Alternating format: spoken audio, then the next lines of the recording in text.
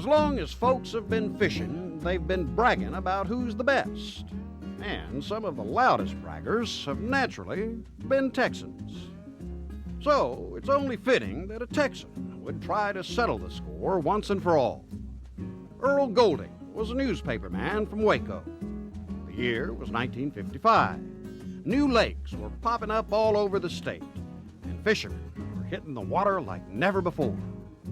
Started hearing people come back and they would tell me about old so-and-so and so-and-so catching so many fish. They would talk about who the best fishermen were, and I thought, well, let's find out. And I talked to the people at the newspaper and invited 75 teams. All but 2 of them showed up at Lake Whitney for what would become the world's first freshwater fishing tournament. 2 local men won the bragging rights that day, and it didn't take long for the word to spread.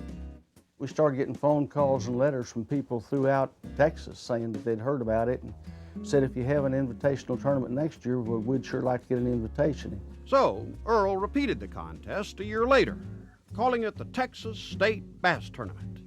And it's been going strong ever since. By the late 70s, it was drawing over 1,200 anglers a year, and imitators were cropping up across the country. Today, competitive bass fishing is a worldwide, multi-million-dollar industry. This whole industry began with Earl.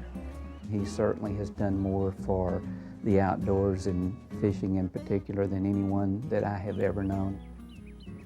For a long, long time, they called me the father of competitive bass fishing. Then they started calling me the grandfather of competitive bass fishing because I've been around so long.